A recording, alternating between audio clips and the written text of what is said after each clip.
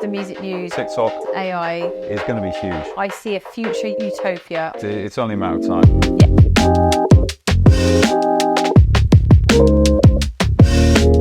So we are back with the 18th episode of the Liberty Lounge podcast, which we're so excited about. It's the best bits of the music news over the last few weeks, which we have cherry-picked and we are bringing to you in this great episode. Adam. Yeah, well, straight in. So what's been happening? There's been a lot with TikTok and collaborating with streaming platforms. Because as you know, they have worked with Spotify to have an add to music app. So you can now add your Spotify tracks to your TikTok channel. Let's say if you're an artist or an influencer, you've got a certain amount of following, I think, and you can start to add those tracks on there. So you're promoting your music directly on TikTok now. And I think that's great because we haven't really seen that on Instagram. And we haven't seen it on Facebook. And this cooperation between TikTok and music is going to be huge. Because especially for artists and for TikTok itself. Not only that, there's been recent collaboration with Melon, which is based in South Korea. So they own You by met the team, Kakao. didn't you, when you went to South Korea? Yeah, they're owned by Kakao, which is like it's a streaming company. But basically, they are now doing the same thing with those guys. So in the Melon streaming app, you can add music to app. And so it's brilliant. So what we're going to see is more and more of this. But as an artist... Yeah, how does it benefit me as an artist in the UK right now? Well, imagine, I've got off a piece of it. Imagine if you're a surfer, right? And you see this massive wave coming. You need to get your board in the water, get your position right, and then go. Don't wait for the wave to just crash in your head, because a lot of artists will just believe it too late, like they did with TikTok. It was too competitive, too hard to get on. So, but it's never too late. Like if you're promoting yourself, just keep going with it and really get your assets onto TikTok. Start promoting your music from TikTok. Really think about your strategy overall. And don't underestimate the next few years. I think it's going to be absolutely huge. There's so much cooperation going on. There's even TikTok festivals, so you can apply to that as well. But yeah, I think as an artist, just stay ahead of this. Try not to sleepwalk while it's all happening. Yeah, so all those people that aren't even on TikTok or haven't even used that as a method of promoting their track, do you recommend they kind of get involved now? Yeah, absolutely. Add music to app. Use that feature. Try out the features. If you're in South Korea, you're in Asia. More and more of those streaming platforms will be connecting to TikTok, and so this is the chance, really. Yeah, but also don't forget Shorts as well. I'm really loving Shorts at the moment. I bounce between TikTok and Shorts quite a bit, and finding that she's quite easy to get quite good virality on that. So can we use this function eventually over there? Or I'm sure there's going to be some cooperation once TikTok gets an advantage in music. Google and Facebook and Meta will follow suit, and Instagram. So it's only a matter of time. I mean, but as an artist, you can stay ahead of it. Perfect. So be the unicorn, be the one, the pioneer, the one that doesn't give a shit about what else is going on, but actually leads the change. So sounds good. Cool. Next music news piece, please. What else have we got? AI. Everyone's fretting about AI and all this, but I think there's some interesting apps coming through. Really cool. They're just going to get better and better. Obviously, some of the stuff we've all probably had a go. I'm sure most of us are on ChatGPT now, but apparently only 5% are using ChatGPT, which I find 5% of the population apparently. I know, that is crazy. So anyway, and most people are fearing AI, obviously. They're fearing the takeover, I think, which is wise. Because with the Tesla bots and that kind of thing on their way. But I mean, there is a company called Delpho, a startup, which have just launched a AI music creation app, which can plug into your Ableton or your music production software and help you come up with ideas.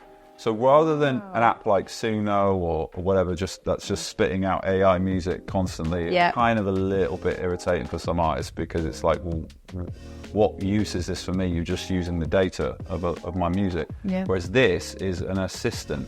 This is like having someone in the room with you, like creating and helping you come up with new ideas. That's so cool. It's like that kind of session partner that you never had people, basically. Yeah. You know, and I think, don't we all need that person in our lives right now? We want the Tesla robot at home doing the cleaning and the cooking, and then we want this AI tool to come and help us in the studio. I mean, you're banging your head against the wall, you've run out of ideas, you don't have to write your chorus. Like, what do you do? I mean, as a producer, writer, and I know that there's, sometimes you get a bit frustrated because you lose inspiration, but now you've got your own little helper. Amazing. See, I'm one of the people that are totally for AI. I see a future utopia. I can see, the house is going to be organised. I'm going to have way more time. So there's going to be driverless cars sat outside waiting to take me wherever I want to go.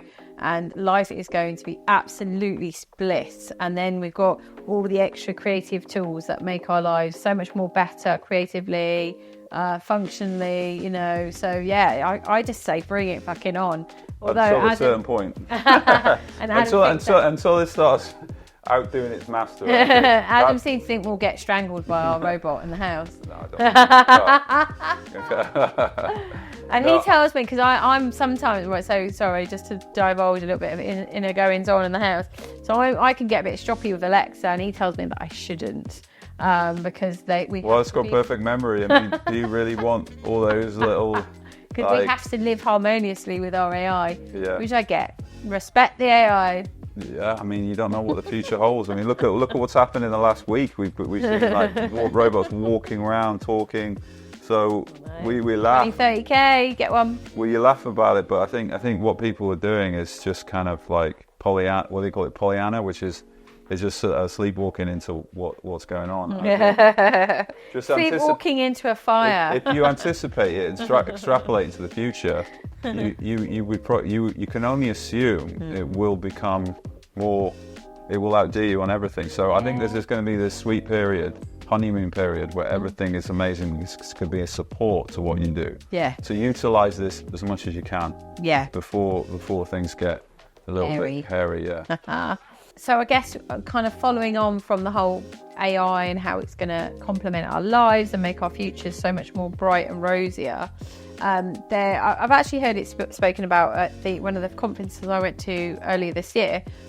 Is the universal basic income? Is that what it's known as? Yeah. Yeah. Especially for musicians, I think they're really trying to focus on kind of offering that so having a basic universal income. How would that work? I don't get it.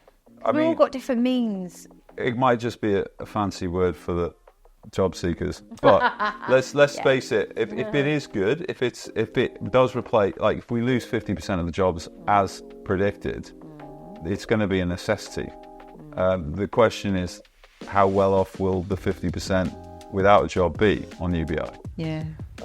How does that mean you've got to kind of abundance is it going to create? Yeah, or not create. We don't know. What we do know is with more robots there's more productivity.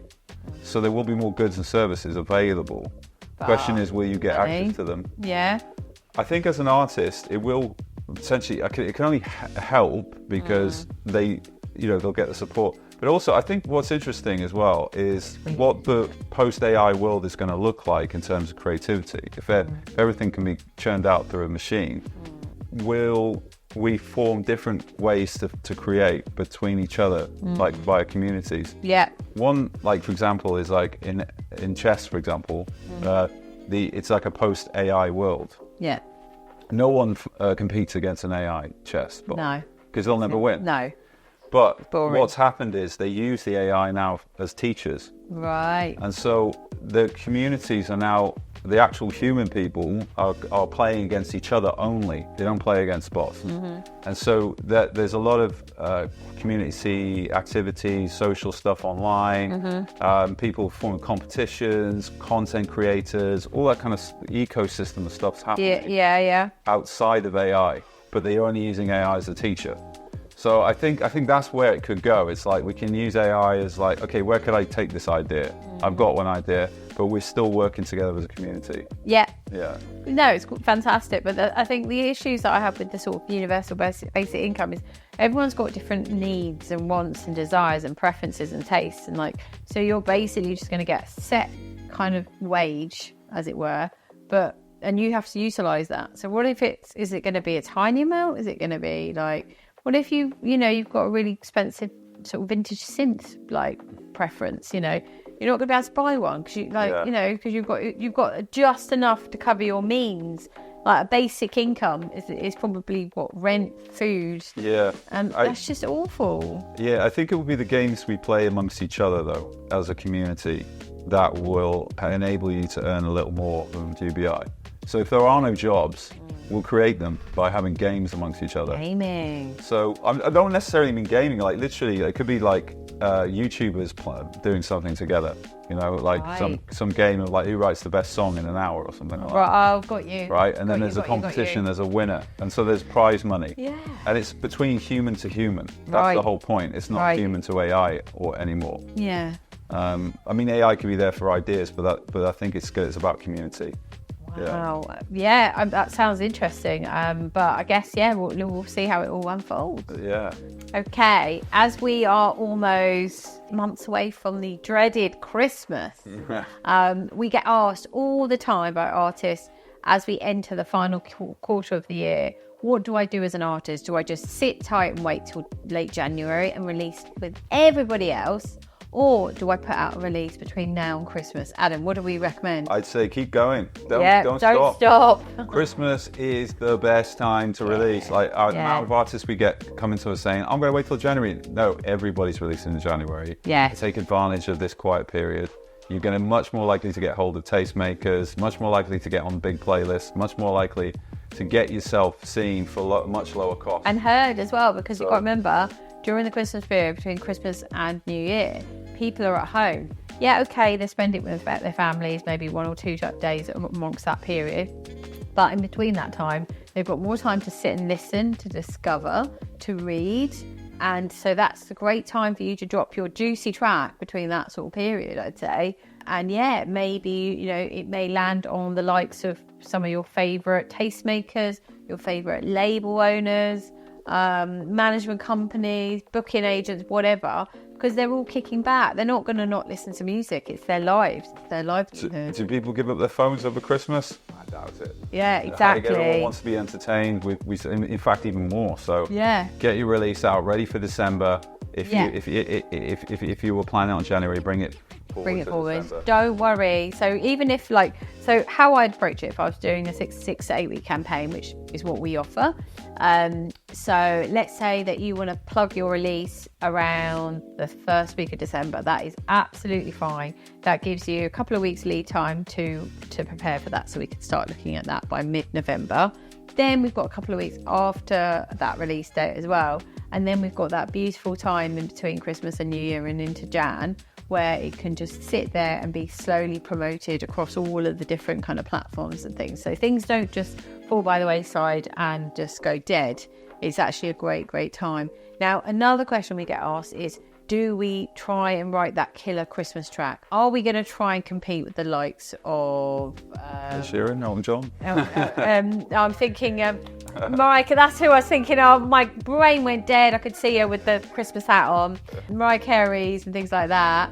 Or do you just put out an authentic release? Or do you think you should be trying to write a track now? Yeah, for sure. Go for it. I mean, do whatever fits yourself, or whatever works for you. Should you try and intervene with the Pogues and all that sort of stuff? I think it's always worth a shot, because the track can be promoted again and again and again. Yeah, true. Yeah, and you never know which Christmas it's going to be. That's the one that takes off. So I mean, it's hard. Obviously, we know those tracks dominate. Some of the tracks that we hear at Christmas time are the same tracks that have been rattling around. But all it takes is one. I got a friend of mine who did a football song for the England this year, and it did really well. It got a lot of traction. But again, he can use that next year. He can use that for every single World Cup, every single European Cup. That's true. I didn't think of that. So you can just use it in perpetuity for the next 1,000 years if his kids live that long, or his kids, whatever. So it's there forever. I think that music is forever, and I think no matter what you do, if it's seasonal or not, it's still there in this digital universe forever. So remember that. So make and be happy and immortalize yourself. Absolutely. So as we round off this episode, obviously it's a little bit of a mix of news and obviously sort of when to release and things like that. We're always really intrigued as to what is keeping you artists up at night. What's stressing you out? What do you fear as a musician? What kind of what things are on your mind? What things are holding you back from releasing? What worries do you have? We want this to be a two-way thing, and we're actually we want to kind of hear from you in the comments to what is really bugging you. How can we help you? How can we serve you? We're here to serve you. We don't just sit here and talk just between ourselves. We're actually here to put out good content for you guys. We're here for you guys, okay? So let us know what you want to hear. What do you want to hear us tackle? Because we love deep diving into different subjects before we start the podcast, and we're here to look for those answers and those, or the kind of solving your problems for you. Yeah, click the link below or comment with your question about what were you having difficulty with? What are you afraid of? What keeps you up at night, worrying? Anything that you feel that you want more transparency and you want to be enlightened with, we're here. So feel free to get in touch. Like I said, comment and we'll reply. Like and subscribe. Thank you so much. Bye.